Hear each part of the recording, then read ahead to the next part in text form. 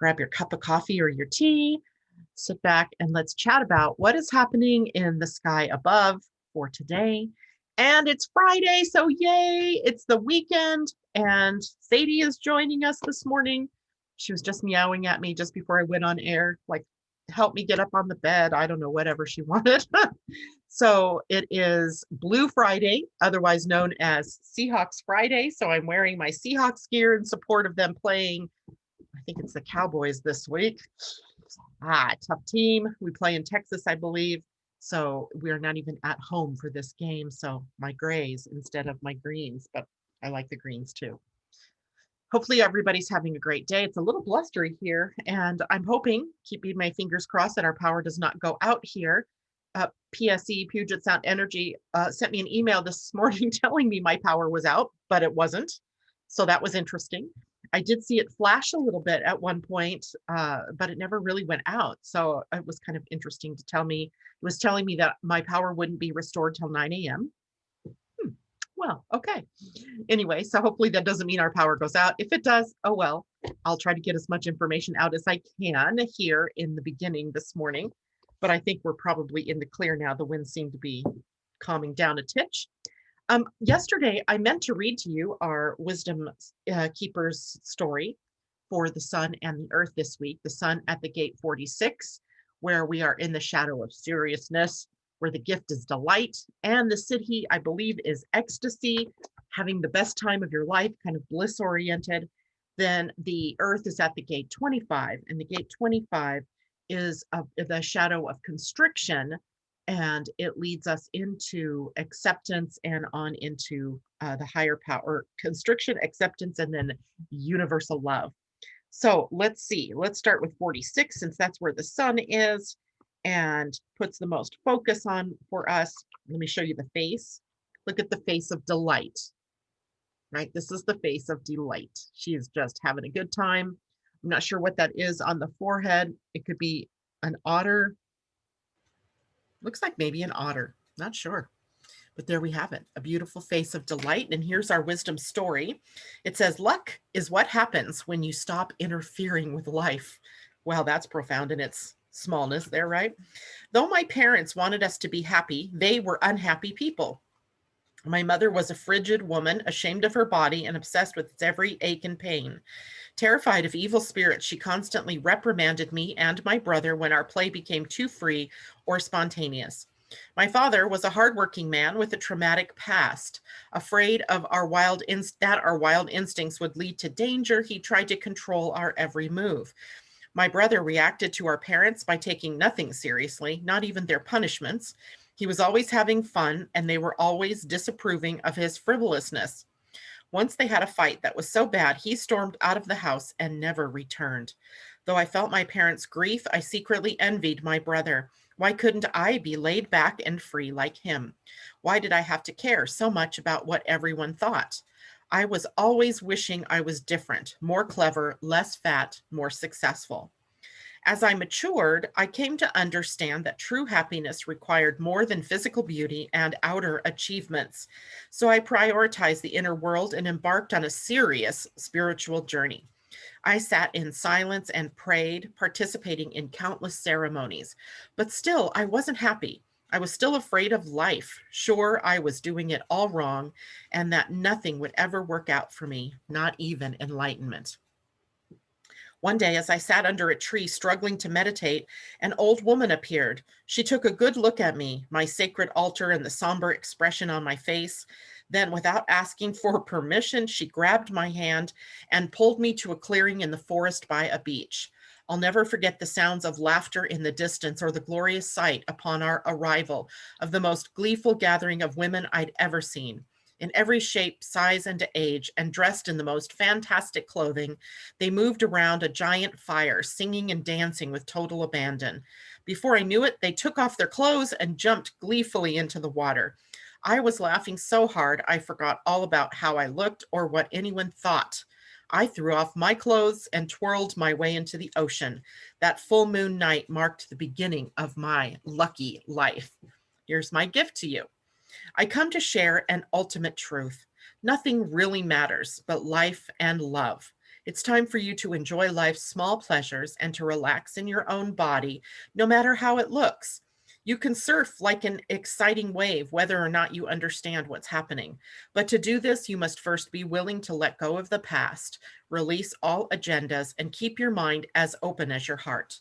Remember, the less seriously you take things, the easier it becomes to get out of your own way and allow life's delightful surprises to take you exactly where you need to go at exactly the right time. The magnificent and the magical universe is at work in you all of the time. Here are some questions for contemplation. Do you seem more laid back on the surface than you feel inside? Where are you taking life too seriously? Do you tend to worry about your appearance? Do these concerns ever keep you from enjoying your life or taking risks? Have you ever experienced ecstasy? Was it wonderful, scary? Watch a funny, heartwarming movie. Smile. Pay attention to the little moments of delight and signs of synchronicity in your life. Write them down in your journal. So that's our sun for this week. It's been in the gate of delight. So that particular gate sits on the identity center. And let me say this, just as a reminder, all of you have all of the human design.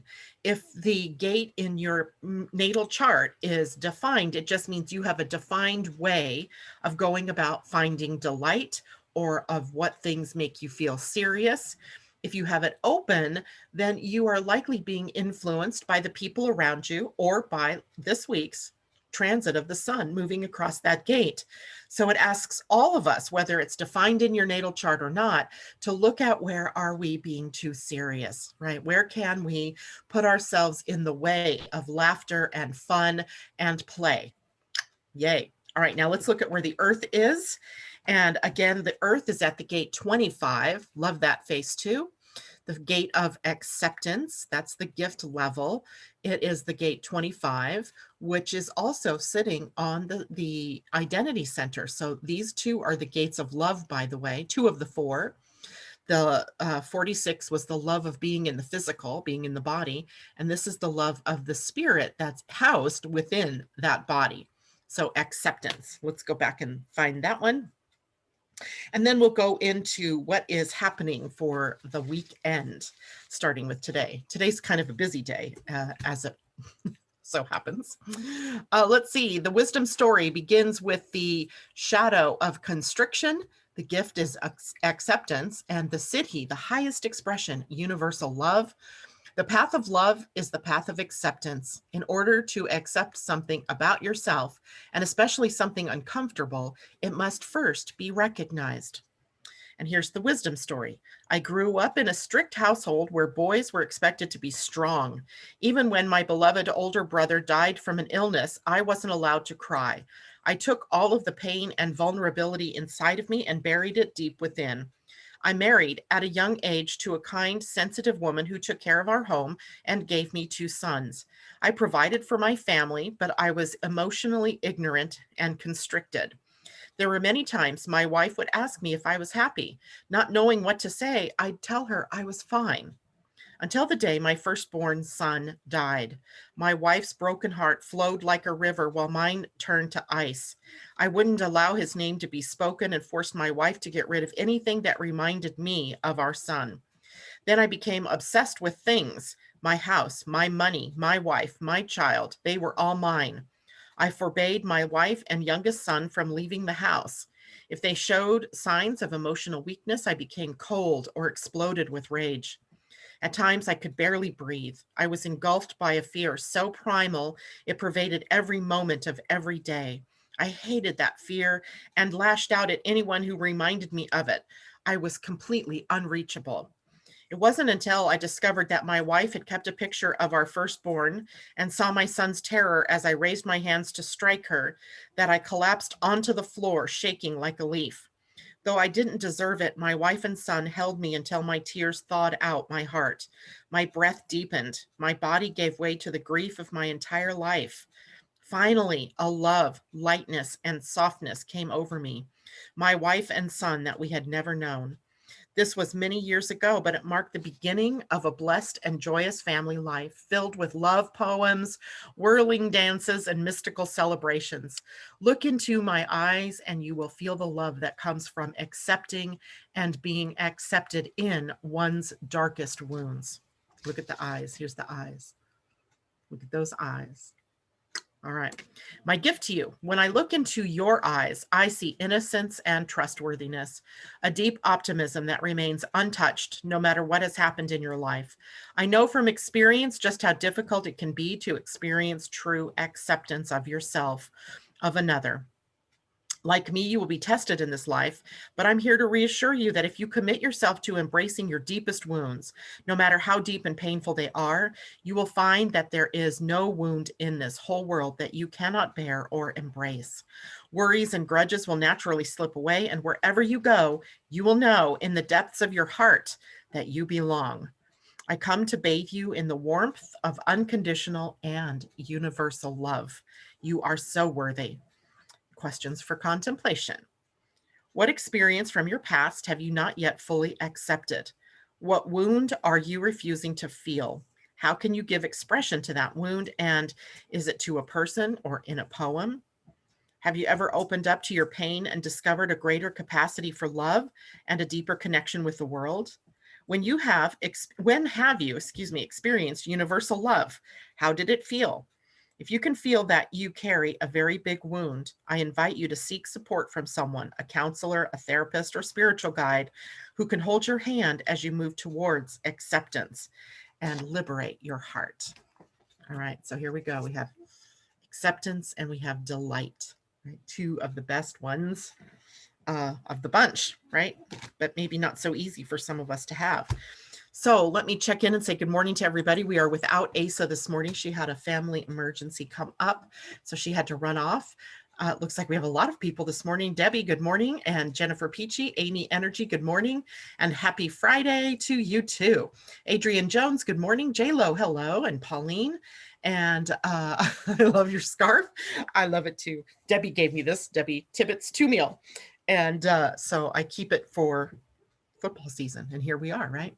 Rueda, good morning to you. Ursula, good morning. Pauline, hello.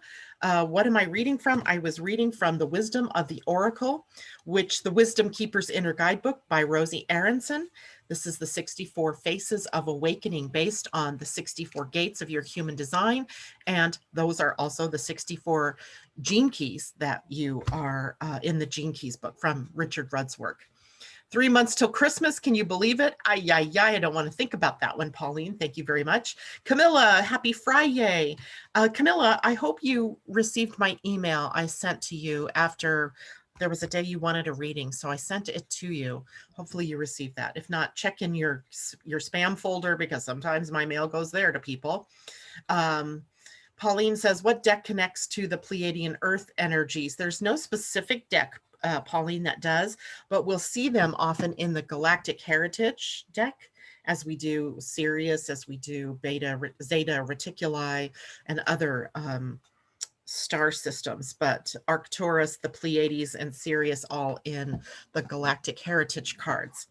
And the author of those cards is Lyssa, Lyssa, Royal-Holt. So anybody who wants to get that deck, it's a pretty awesome deck too. Christine Buckingham, good morning. She said, Pauline says, yes, stuck energies, dark wounds, block so much love when ignored and suppressed. So worth healing. Now is the time to let it go. It is, absolutely. Asa is totally missed. Puffing Pixie, good morning. And I'm sure Asa will take a look at this later and she will be able to see all your well wishes. I love that.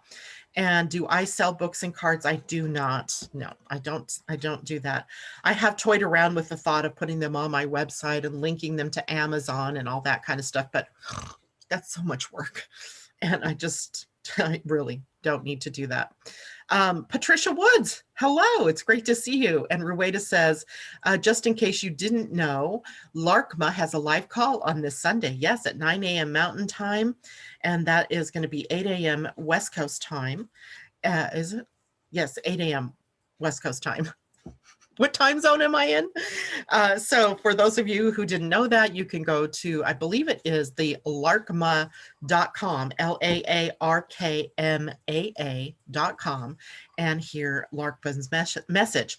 But also, once a month from October 15th, is it the 15th? It's going to be on Friday, October 16th, each one time a month, Pia and Colin both are going to be coming here to my morning show.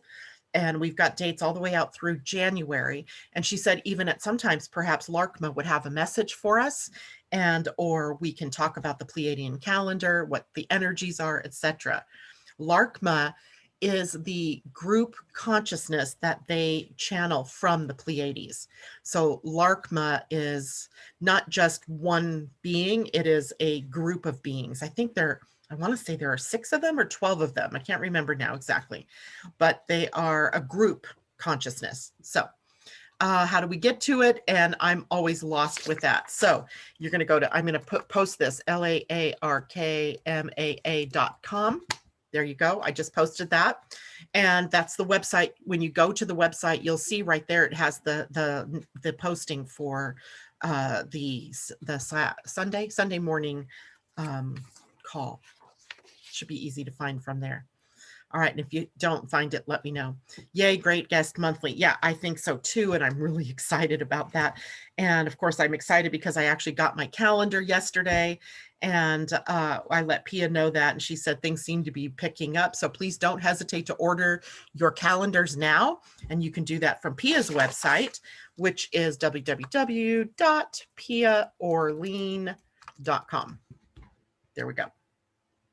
I think you can get it from the Larkma site too, maybe. All right. So let's go on and dive into what is happening for the weekend. It is a fairly decent weekend this time. We don't have a terrible number of transits happening. Last weekend was a little bit crazy. This weekend, we have the moon in Capricorn starting today.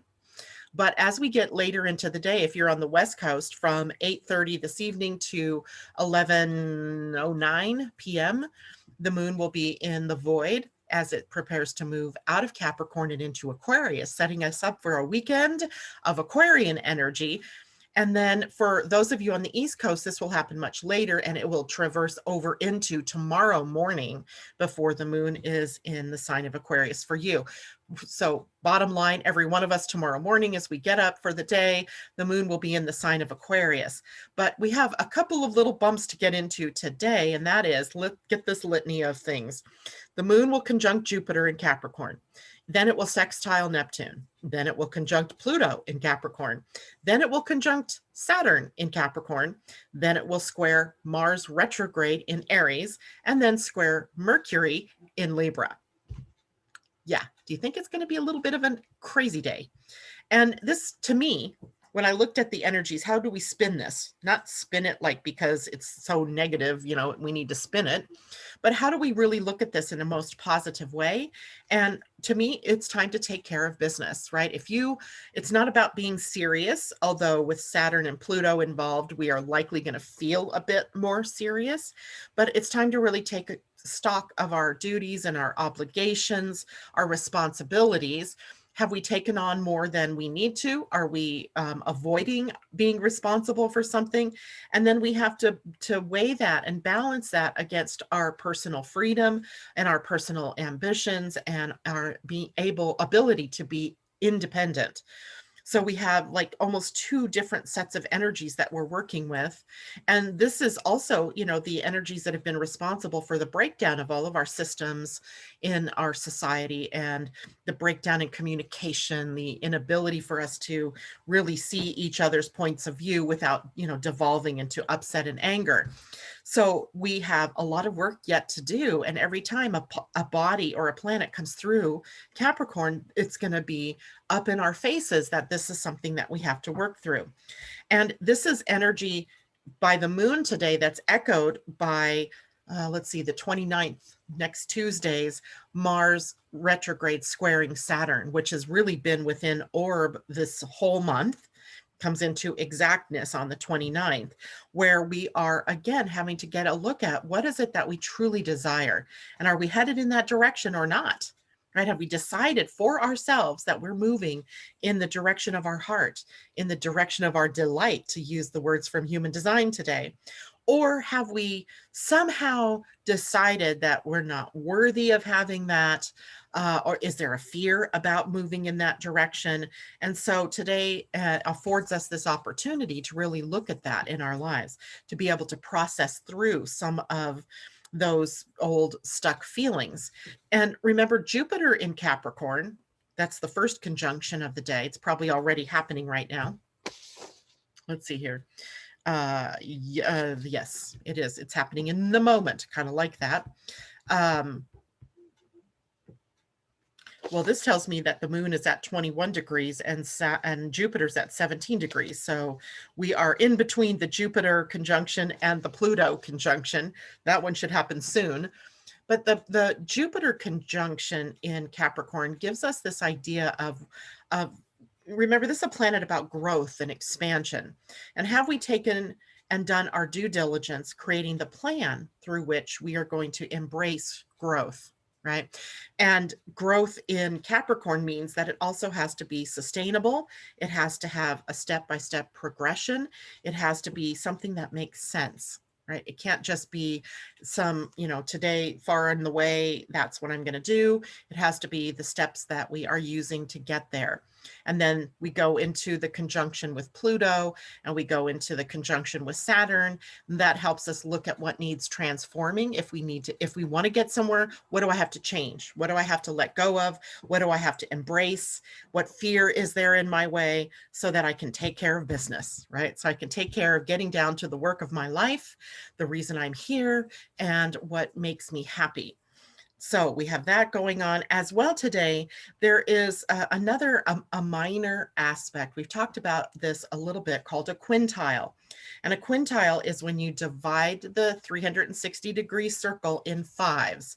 So you get 72-degree angles, right? Or a 72-degree relationship between the planets. And this is one, the quintile usually connotes some kind of talent, like a gift that's hidden there, right? That maybe the person doesn't even realize that they have, but they're always using it anyway, right? They're always using the quintile, but they just don't recognize it particularly as a talent. And Saturn is in a quintile with Chiron today. So we might suddenly discover that if we take and do our job, right, our work, that we just might see that our lives easily heal, our issues easily heal. And this happened back in December of 2019. It happened again August 12th. And this is the third pass of Saturn quintile Chiron, where we're becoming more secure in our outer expression of our authority, of our purpose, of who we are, and that we are able to blend traditional aspects of what people expect of us, or what we've been expecting of ourselves, becoming more innovative and expressing it in new and exciting ways. So we're taking the best, we're bringing it forward, and we're expressing it in what is possible for the future.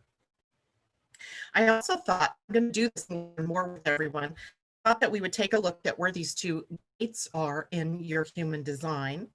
And because there's a little bit more conversation that can come, right? We're not just this idea, this symbology. Now we have some actual words that we can put to the energies that Saturn and Chiron are both bringing to us.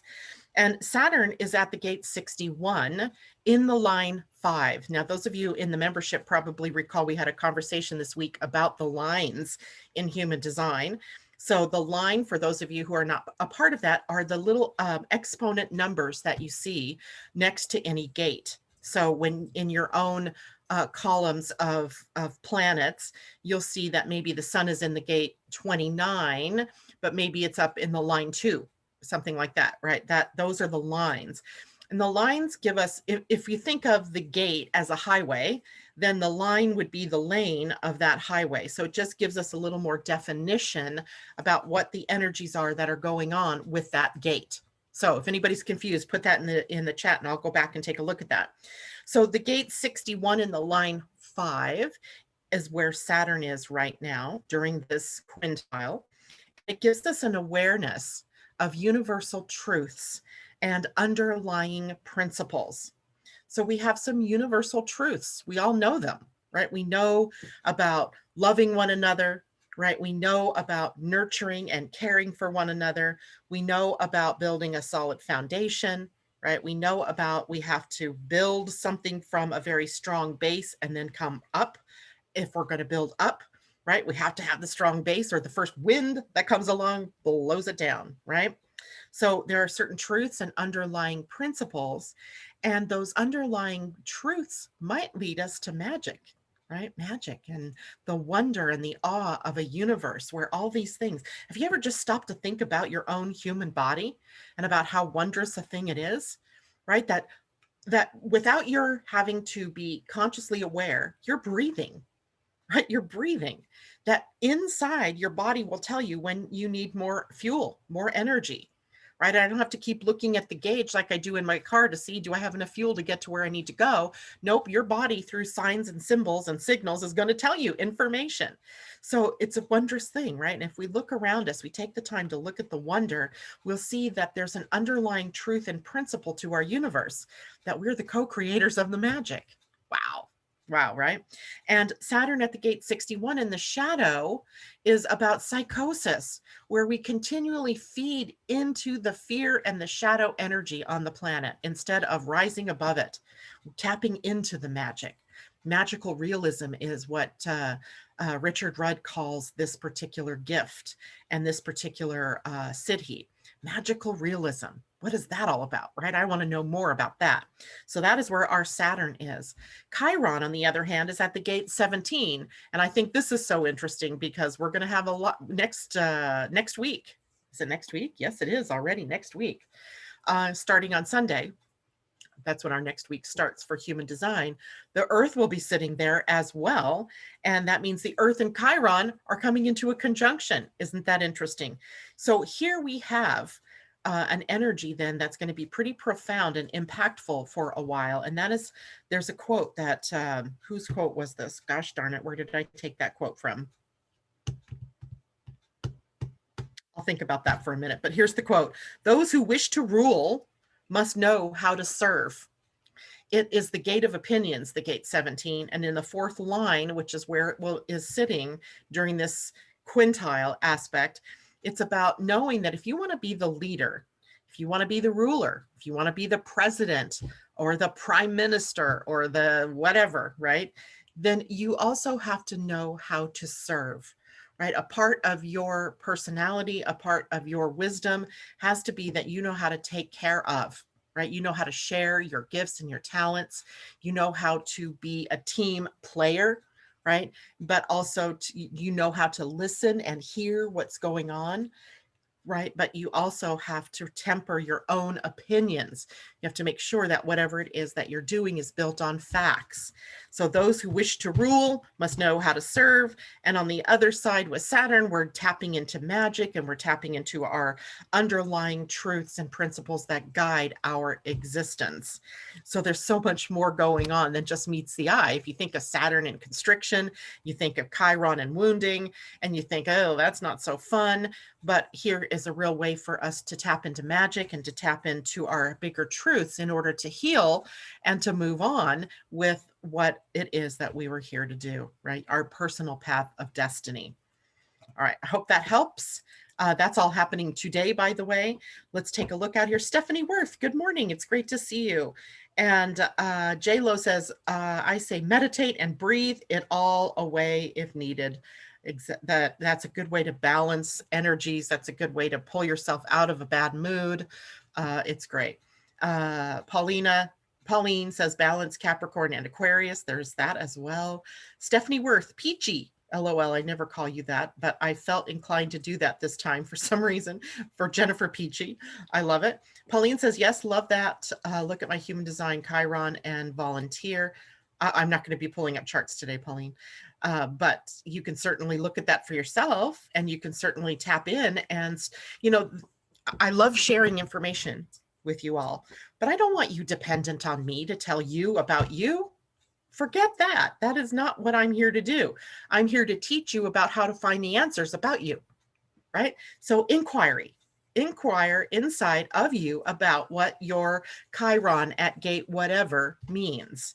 Inquire within yourself about what the sun at the gate 29 or 10 or 5 means. There are publications that can help you do that, and you can ask great questions, but don't expect me to lead you to where your truth resides, right?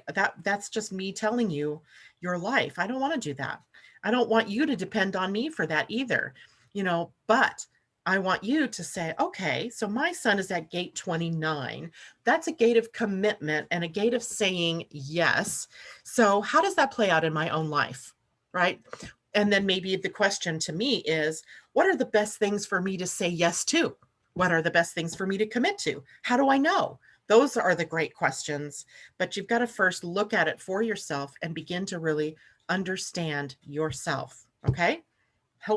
I just hope that's clear, right? It's not that it's not that I don't mind telling you about you, but what I don't want you to do is depend on me to tell you about you. You should have already some kind of an idea of who you are through these different systems, and then be able to ask questions that help clarify that and not just let me guide you to your truth.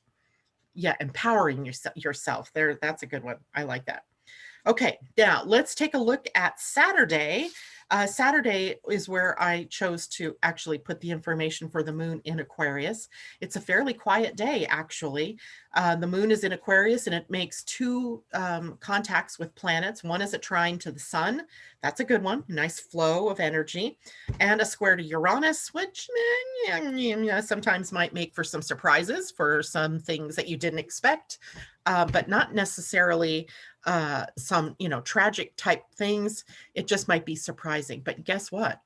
The moon is in Aquarius, the sign Uranus rules. So what if it was some surprising good things, like an innovative idea, something that, you hadn't thought of before, and you just suddenly, wow, I could solve this problem with this way, or an aha that comes to you about yourself because you dared to self-inquire, right? To look within and go, what is Saturn doing in my chart? So, and what kind of responsibility am I having to bring forth, and where am I giving up my power, or whatever those questions are that want to come up. So when we look at Aquarian energy, we have several different really cool things to look at. One is about inventions and this whole idea of being innovative, of thinking outside the box, of really turning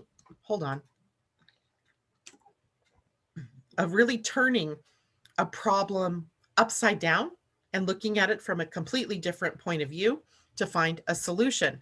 Here's where we use our brilliance. Every one of you have genius, right? Everybody has a gate 43, which is the card I read yesterday for Ursula for her solar return year. The gate 43 is where your genius is. Every one of you have it. Every one of you has brilliance. Every one of you has genius. Find it, express it, live it, love it, enjoy it, share it with everybody widely, right? There is a bit of eccentricity in this as well. This energy, eccentricity, what does that really mean? Well, it's about being wholly and totally you, about whatever it is that makes you tick, being unique, right? Pulling out the unique part of who you are. I always think of Aquarian energy, especially when it's on the rise, as someone who marches to the beat of their own drummer. Right? They may wear wacky colors together. They may, do weird things with their hair. They don't care because it's their unique expression of themselves. They don't need to conform and make sure that they're wearing black and white. Nope, not for them. They're going to wear whatever and do whatever that makes them feel good. Now, the other area of Aquarian energy is the future. Remember, Saturn rules both Capricorn and Aquarius. In Capricorn, he's a little more faced toward tradition and to the past. And in Aquarius, he is more concerned with linking tradition to the future. So we see that two-headed god, right? Janus, Janus, January, named after the two-headed god, where we're looking backwards and we're also looking forward. So Aquarian energy is the future. That might mean new trends that we are looking at. It might be high technology. So over the weekend here, we might hear about some new kind of technology. In fact, I was listening to Pandora this morning while I was putting on my face, And I heard about this Nintendo Switch. Never heard that game before. And then I realized I think I have heard of this game before because I think my granddaughter has one. And I was interested in it just because it was like, wow, that's new. I got to go check it out. Doesn't necessarily mean I want one, but I want to check it out. So technology and the things that it can open up for us, the doors that it opens. This is also maybe a time to look at long range goals, right? Having come through, the bulk of 2020, what's left to do that you had set out as an intention for the beginning of the year, maybe, right? It is also a time to follow your own heart. That theme seems to be repeating, doesn't it? We've been, for the last couple of weeks at least, talking about what are your desires? What do you truly want? Are you aligned with what you truly want? And following your heart, right? Those are all things that speak to going in the direction that you choose. Aquarius is also a humanitarian sign. So we have humanitarian energy of helping others, helping people, identifying with humanity, with the human condition, right? I always say that any society, any nation, any family, any community is only as strong as their weakest links. So if your weak link is starving, if your weakest link doesn't have a home, then we have a problem in the society, right? So it's time to really see things from a larger world view, stepping out of your own personal, I'm safe, I'm dry, I'm warm, and taking a look at the bigger picture, right? Who are the weakest links in maybe your family or in your home or in your community or in your nation? And not that everybody is here to do something in the larger respect, but there are always choices that we as individuals can make that help sustain the weaker, right? That help us bring up the weaker. All right, revelations, of course, we love revelations in Aquarian energy. We have those epiphanies, those ahas. There's unexpected results, which also is a little bit of a warning. So if you're doing an experiment, you might want to make sure that you do it right because you might have unexpected results. But what if those unexpected results were marvelous, right? Could be. Surprises are all a part of the gig when we have the moon in Aquarius. And there's also a hallmark of freedom that runs through this sign, the freedom to be independent, interdependent, right? Being free of freedom of movement, of being able to be your own self. This is a sign that sees the big picture as well. So the big picture being more objective about what is happening, seeking knowledge. Would you believe that divination tools also fall under Aquarius? So astrology, the I Ching, tarot, oracle cards, all part of Aquarian energy, and manifesting our dreams. In the natural wheel of the zodiac, Aquarius rules the 11th house. So part of the 11th house is about our dreams, about our vision for humanity, vision for ourselves. What kind of world do we want to live in? And Aquarius here helps us manifest our dreams. This is also a sign that focuses on friendships and networks of people, the groups that you identify with and how we support one another. It is also the energy of platonic love. This is love energy that is about friendship, right? That we love our friends, but we're not in love with them and in a romantic nature. So platonic love comes through here. As well as any other sign, we have the more negative sides, the things to watch out for. One of them is excessive detachment. Aquarian energy can really become so objective that they don't engage, right? That it doesn't, they become aloof or they appear to be cold. So watching out for that. There's a fear of getting involved. I think they're the connoisseurs of not my circus, not my monkey, but indeed there are times that they will step back when indeed it is their circus and their monkey. They may engage in erratic or shocking behavior, right? No, nobody really likes those kinds of shocks. And also we have to watch for inflexibility, inflexible thoughts, opinions, ideas, things where we just become too entrenched, too fixed in our way or the highway kind of thinking. In the body, it rules the ankles, the calves, circulation. So the circulation of the blood, of the fluids in the body. And therefore, when those fluids get knotted up, in the muscles, that we get cramps and spasms, and varicose veins, also all part of the body's experience of Aquarian energy. So you can use any of those kinds of symptoms that might occur as a possibility of Aquarius gone wrong in your particular body. Also, I want to take a look at, what do I want to take a look at? I want to note for everybody, here is a human design mandala, right? This is from the inner cover. I cut it out because I like to use it for other things, but this is the inside cover of the Book of Lines by Chetan Parkin. And this is a book based on the I Ching and human design. And he takes things deeper, and, you know, he looks at the different levels, sort of like the gene keys. He's kind of the best of the gene keys and human design and the I Ching all rolled together. So I really like that. But here's what a human design mandala looks like. And let me see if I can get a little pointer here. So what you notice on the outside here, these are the hexagrams. So this is based on the I Ching. So there's a hexagram, that an I Ching sort of symbol that goes with each of the gates, right? Each of the gates in your human design. And then each of the series of gates has a zodiac sign that it is sort of associated with. So you get a group of gates, for example, that are associated with Gemini or Taurus or Aquarius, that kind of thing. So as you go around the mandala, then you see, for example, where the different degrees. So here's the stopping point right here. Then from over here to this line is where Gemini gates are. So if you look at that, then gates 20, a little bit of gate 8, all of gate 20, gate 16, gate 35, gate 45, gate 12, and a part of gate 15 is in Gemini energy. So if we want to look at what gates are going to be affected by the moon while the moon is in Aquarius, all we need to do is find Aquarian energy up here.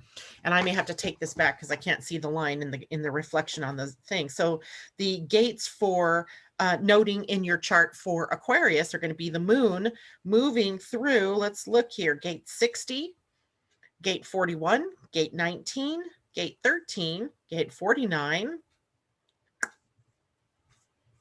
and gate 30. And then it looks like 1 degree of gate, no, that one actually goes into Pisces. So 30, 49, 13, 19, 41, and 60.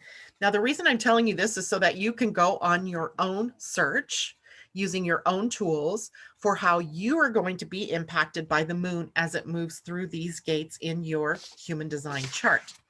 So if you know, for example, in your chart, let's see, I'm going to bring up, let's see, I don't have the program open, doggone it. Let's see, I can get to a file. Let's see if I can bring up a chart from yesterday. What do I call those? The just now.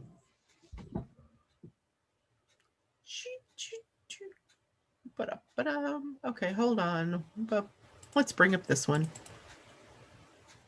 Now let me share my screen so everybody can see it.